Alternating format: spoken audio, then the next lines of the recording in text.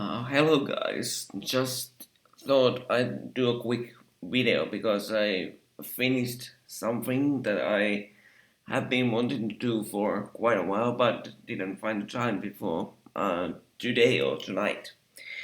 And just as a like uh, notice here, if I look a bit tired, that's because I'm actually a bit tired. The time here in Finland, in Helsinki, is now 12:30 at night. I just finished watching four of my favorite Star Wars movies.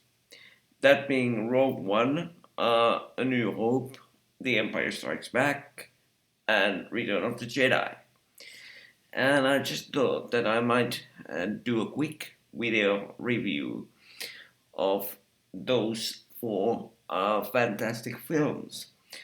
This is not going to be a review about what did the directors do right or wrong, what did the editors do right or wrong, or actually even what did the actors do right or wrong. This is going to be mostly my general feelings, my notes, and my observations after watching those four movies, starting with Rogue One. Um, I haven't watched those four Star Wars movies or any Star Wars movies for that matter for about 5, 6 months. For some reason, I stayed in the books and I actually started watching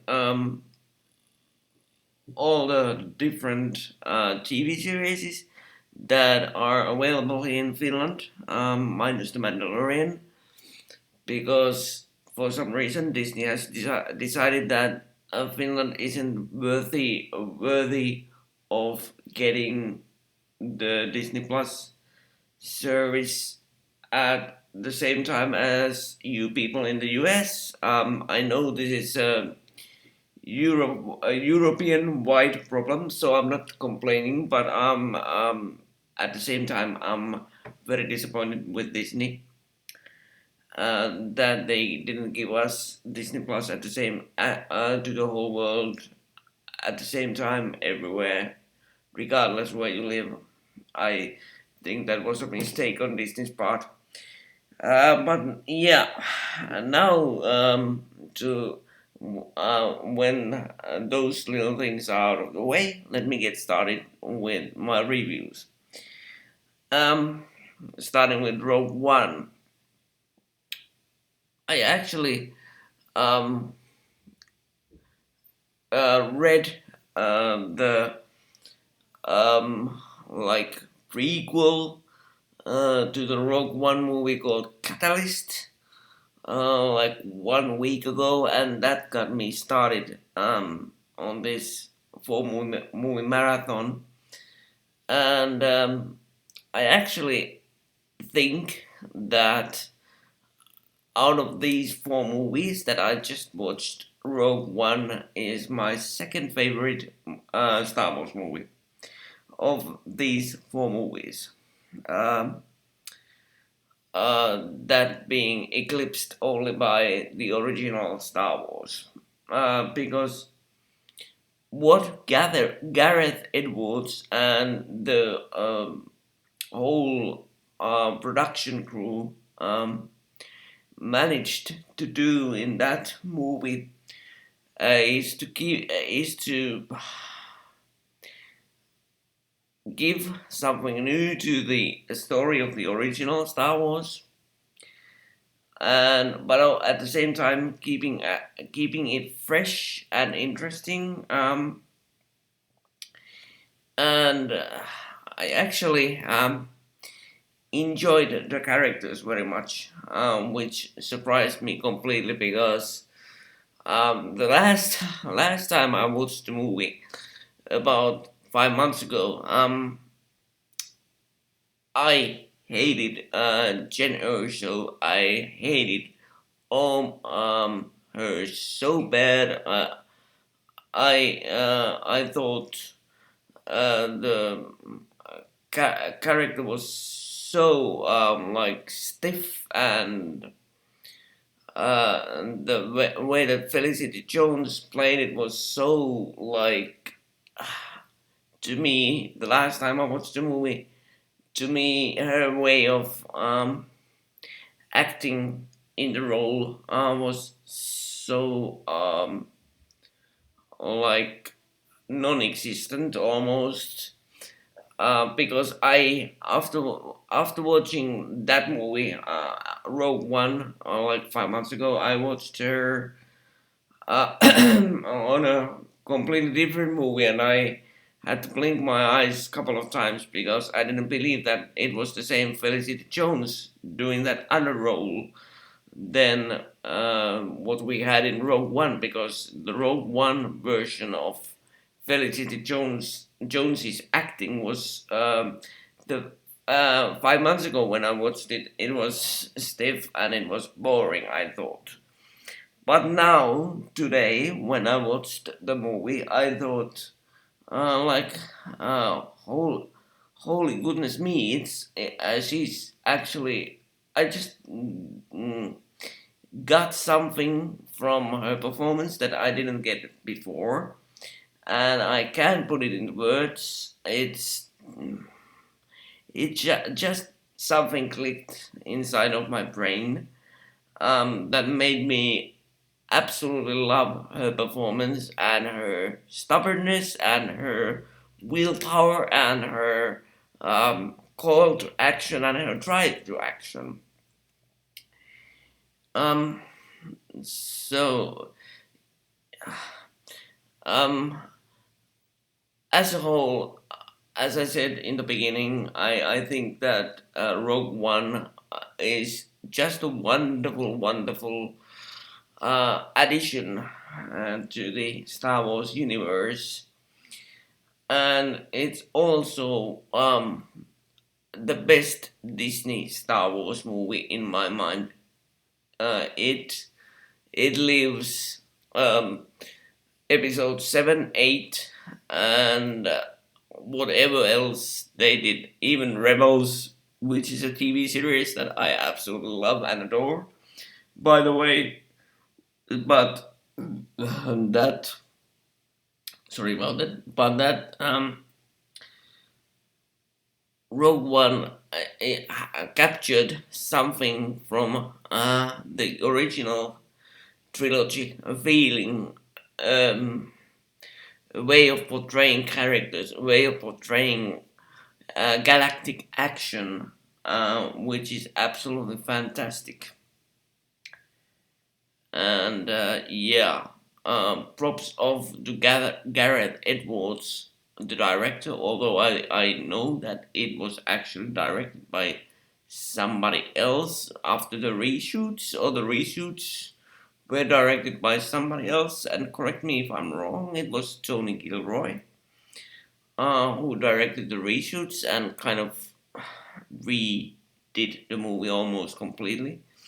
But still, the director of record is Gareth Edwards, so well done, well done, Gareth there.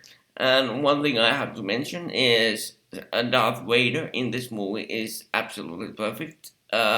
His personality is like just perfectly captured, and I don't have to even, I think, mention the scene at the end where Vader fights the rebels. By the way, spoilers if somebody hasn't seen the movie.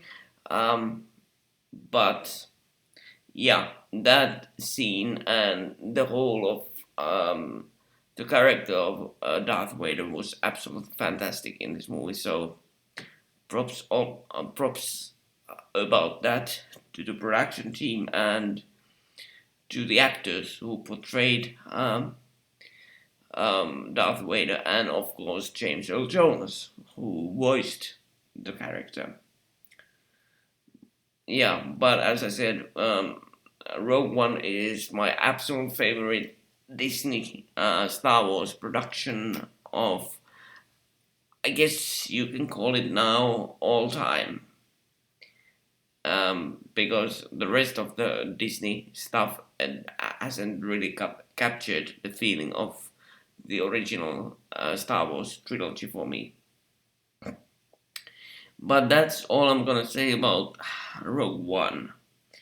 Then on to like the granddaddy of them all, which is of course 1977's Star Wars, or A New Hope as it's called these days. And well, actually, I don't have very much to say about it because it's just a perfect like science fiction movie for me. It captures or it brings back my childhood memories so vividly about me spending countless hours with my big brother in his room because my mom wasn't really that happy about me watching Star Wars when I was about 6 or 7 years old. But I used to watch it all the time with my brother in his room. So yeah, that brought those memories back quite vividly. And of course, the special edition version of episode or A New Hope is kind of good. I think it's the best one of those special editions. Sorry if I cringe, but those special editions make me cringe every time I mention the word special edition.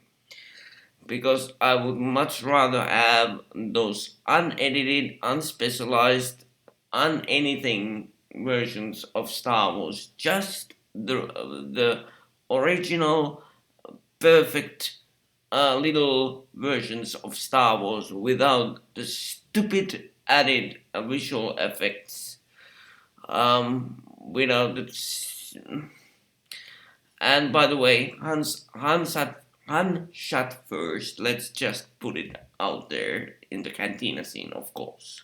So yeah, as I said, A New Hope is a perfect movie, but the special edition version of it makes me cringe at certain points of the movie because it's just the additions that George Lucas made to the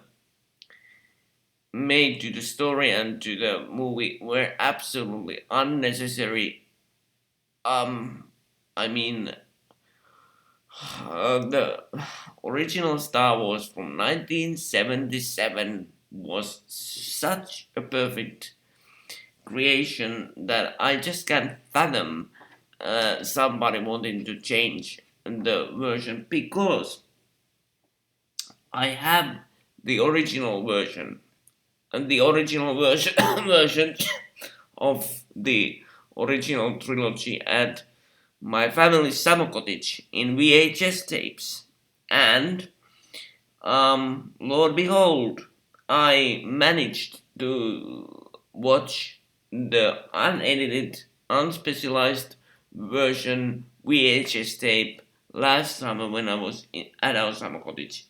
Although I have to say that the tape was kind of degraded and the picture wasn't so nice and the sound quality was kind of um like hissing all the time. But hey, I got to watch the non-specialized versions of that non-specialized version of that movie, which is just perfection.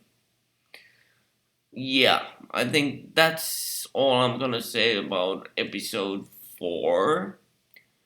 Um, Now to The Empire Strikes Back, which when I watched it today, it made me, I don't know, people say that it's the many people I know, and by the way, this is coming from me, so if somebody wants to yell at me or something, go ahead. But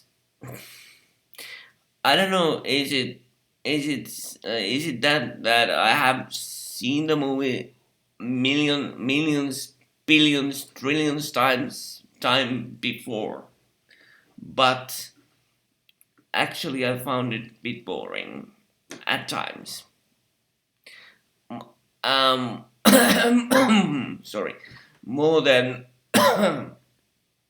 more than A New Hope, which always keeps me on the edge of my seat. No matter how many times I see the movie, but I noticed when watching Empire Strikes back this time, I was getting coffee, I was getting bread, I was getting things to eat. I was because I have a small apartment that um, I have a one room apartment, so I had the movie on the background, and I was noticing that I was doing all different things. Um, I mean, Empire Strikes Back has its good moments, like the end fight between Vader and Luke. That's like perfection again. Um, and the stuff with Yoda, and because of Frank Ozzy's like mesmerizing performance, that's good. But the portion that I find the most boring is actually the action scenes, or the scenes, not action scenes, but the scenes when Leia and Han Solo and the droids and Chewie are on the asteroid, and inside of the asteroid dwelling creature there.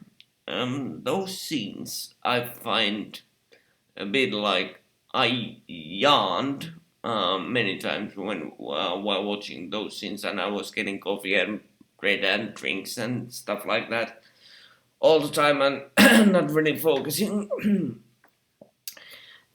on the movie, which really surprised myself after not watching the movie for such a long time, like 5 6 months.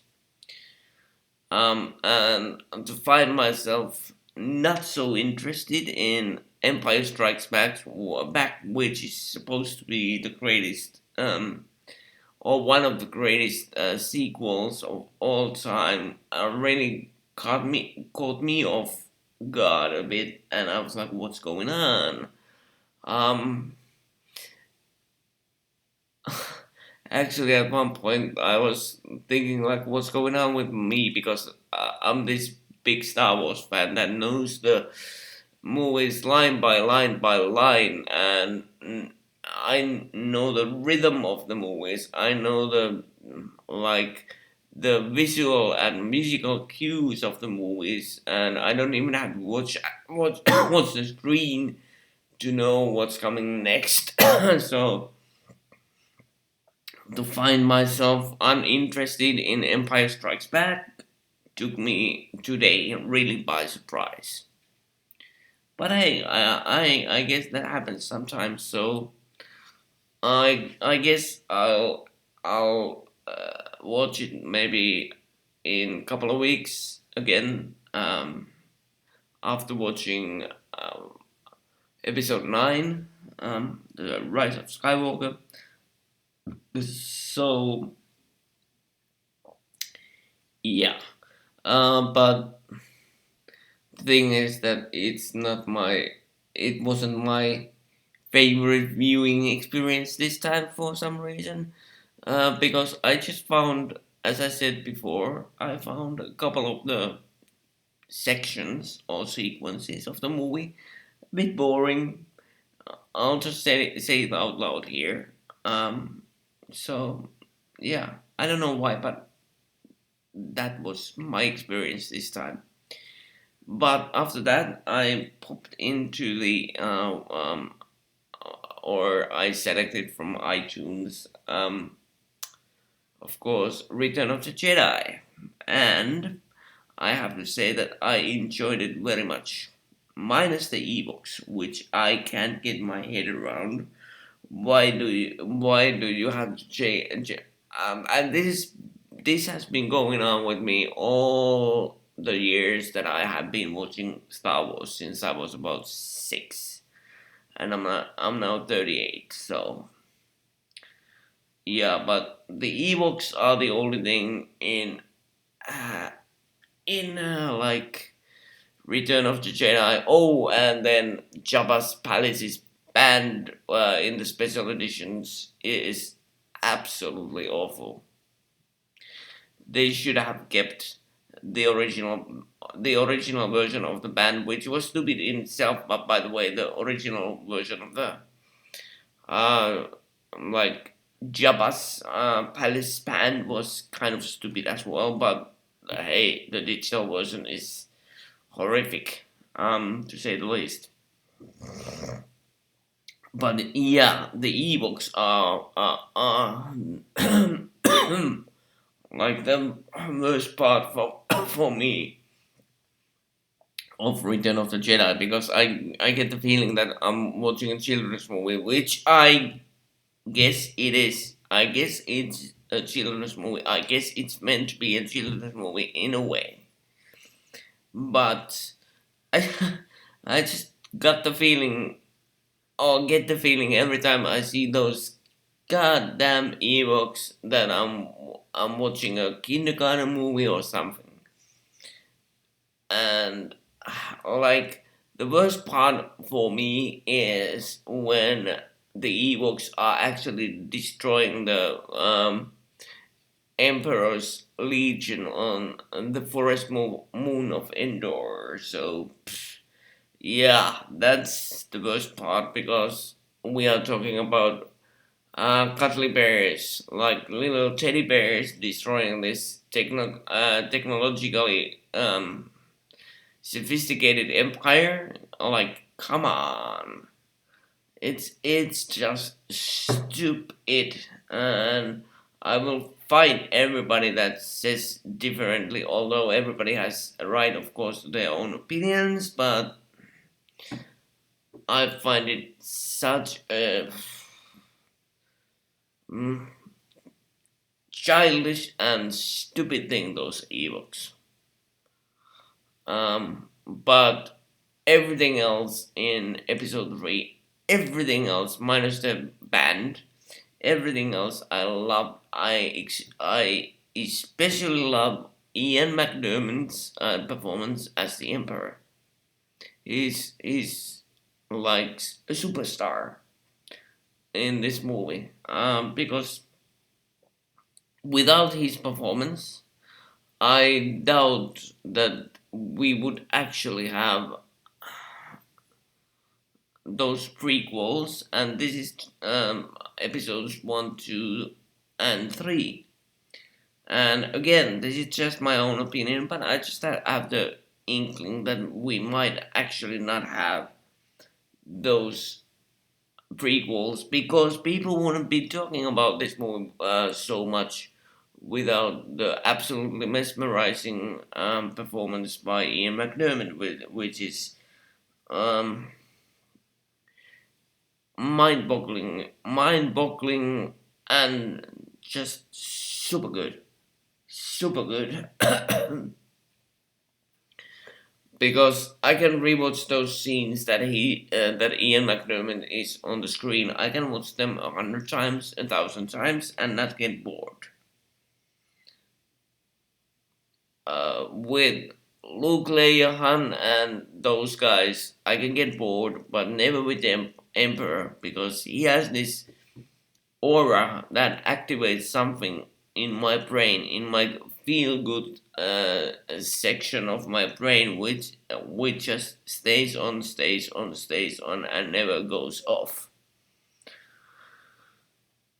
while watching his performance. But yeah, um,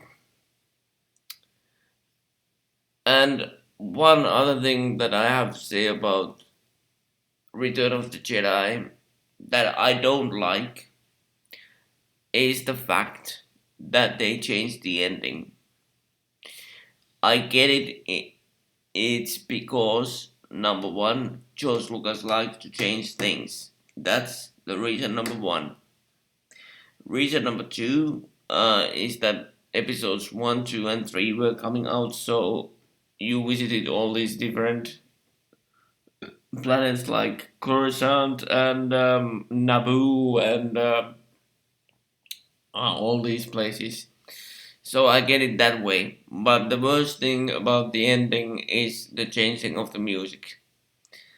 In the original versions, have forgotten the name of the track that plays while the Ewoks and the rebels are celebrating in the Ewok village. But that original piece of music, that rocks. That absolutely rocks. And and I don't get why you would want to change that piece of perfect music to that bling blong blong bling blong strange uh, like I don't know pan flute music or something. And I don't mean any offense to pan flute music. I love pan flute music, but in this instance, nah, it's not working for me at least.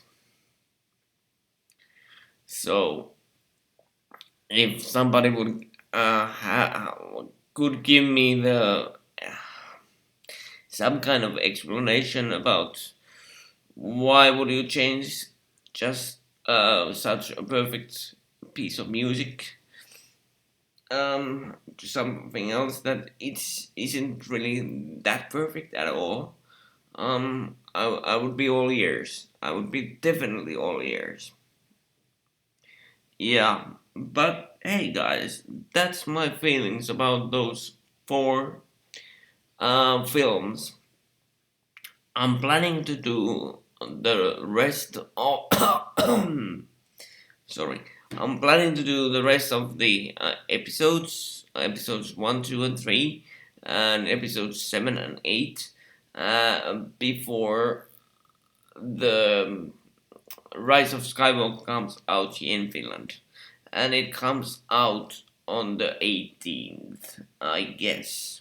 Because, for me, it's a bit different because I'm also a member of the movie press here in Finland, or in especially the Helsinki area, and we have our press show, I guess, a couple of days earlier than the actual premiere. But I will do those um, remaining episodes before the 18th, and do the same kind of review of those because this was a fun, although tiring experience, but really fun experience um, of just watching something that I love so much, that being Star Wars, for about, oh, I don't know, 6 hours, which was 6 hours very, very well, very, very well spent. So yeah, I hope you enjoyed this review of those Rogue One Plus episodes 4, 5, and 6, and see you in my next review, which is coming up in a few days after our Independence Day, which is this Friday on the 6th of December.